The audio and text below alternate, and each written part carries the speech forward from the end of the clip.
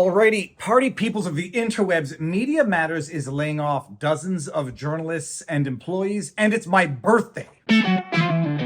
Now, I don't want to draw any connections to it being my birthday and Media Matters seemingly being on its way out of existence. I do not take any joy when the consequences of people's actions come back to bite them in the ass, even when it's deserved, because I think the world will be a better place without Media Matters. But nonetheless, Media Matters is laying off a bunch of employees, and it's my birthday. I'm turning 45. The way I think about this is I've been alive for 45 years. The first 10 years of my life, I was not conscious. The next 10 years of my life, I was not productive. So I have had 25 years of productive years of my life. If I live long enough, should have another 30 to 40 years of productive life. Imagine what I can do in the next 30 to 40 years, given what I've already done with the first 25 years of productive conscious life. All right, that was one heck of a diatribe, but getting back to the news of the day, Media Matters suffering the consequences of its own actions. From the Daily Caller, Media Matters lays off a dozen staffers following federal probe lawsuit by Elon Musk. Media Matters followed suit with several liberal outlets by laying off at least a dozen staffers following a federal probe and lawsuit by, quote, X, end quote, Chief Executive Officer Elon Musk. Staffers, some of whom have been with Media Matters for years,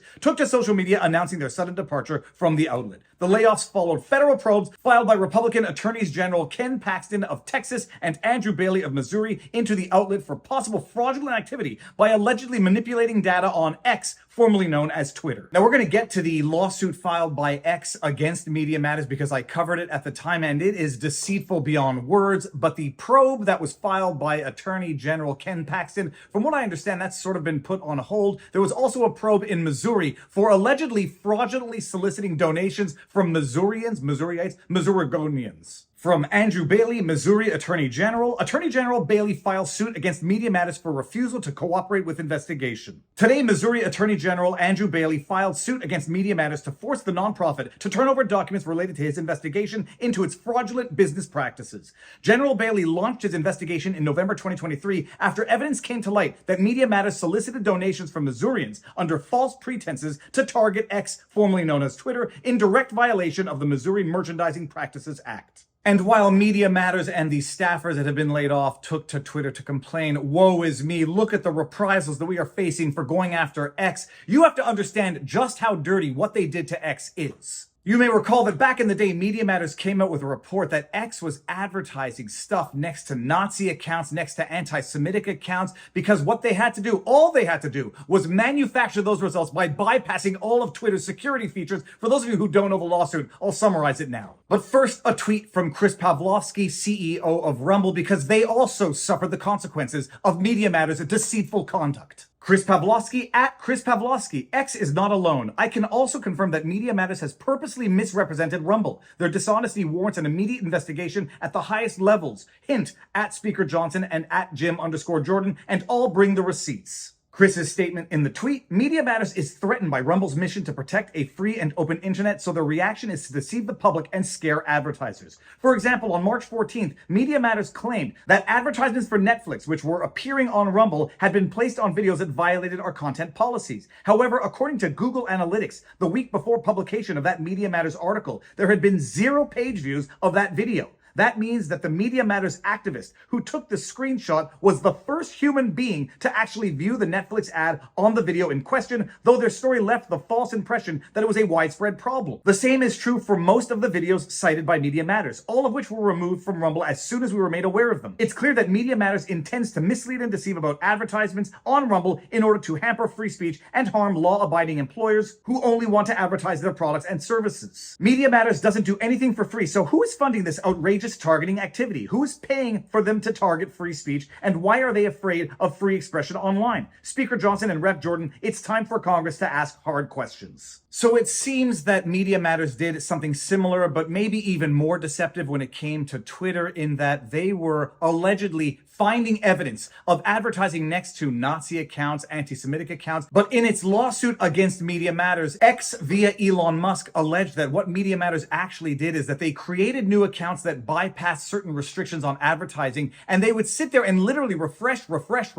until somehow there would be a pairing that would match their desires to find something offensive that they would then claim is a widespread problem on Twitter. From NPR, Musk's X sues Media Matters over its report on ads next to hate groups posts. The Media Matters reports pointed to ads from Apple and Oracle that were also placed next to anti-Semitic material on X. On Friday, it said it also found ads from Amazon, NBA, Mexico, NBC Universal, and others next to white nationalist hashtags.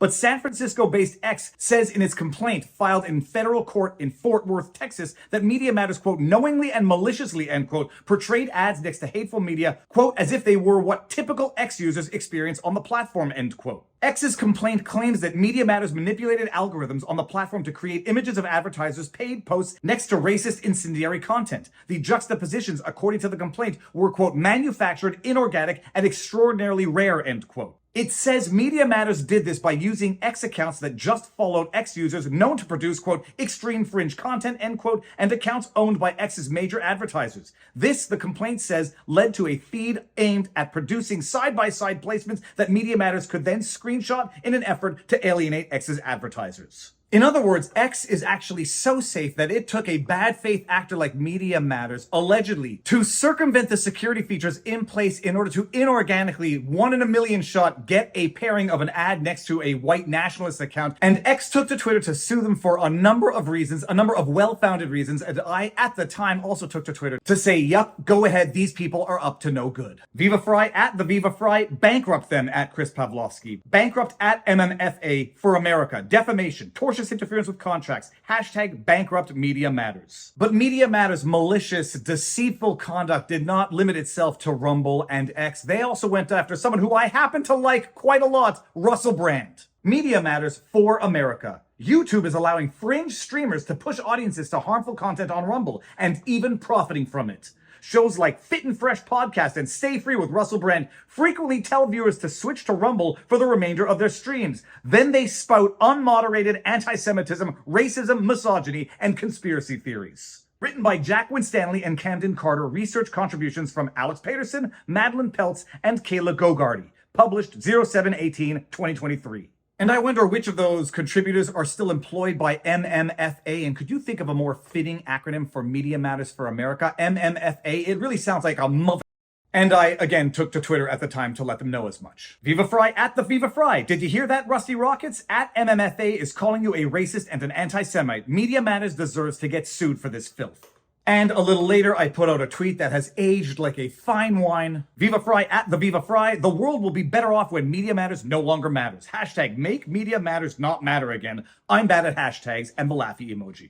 So that's what's going on. It looks like Media Matters for America is going under, and rightly so, and deservedly so. I do not relish when people lose their jobs. That being said, there are consequences to being malicious, bad faith actors who seek to interfere in other people's contracts. Yeah, sometimes there is a bit of karma on this planet. And with that said, there's a barbecue out there with my name on it, and there is a nice, big, fat, juicy steak with my name on it as well. It's my birthday. If I can ask one wish of all of you, make sure that you are liking this, sharing this, subscribe, turn on notifications, share my channel, but not with someone who you think would like it. Share it with someone who you think would not like it, because they're the ones who need to have their eyes opened and their horizons broadened. But if you like what I do, please do all of those things: like, share, subscribe, yada, yada, yada. You could support the work I do with Robert Barnes on vivabarneslaw.locals.com for the bestest above average community out there. But most importantly, exercise, eat healthy, and all those other things, and talk to people in real life. It'll do you good.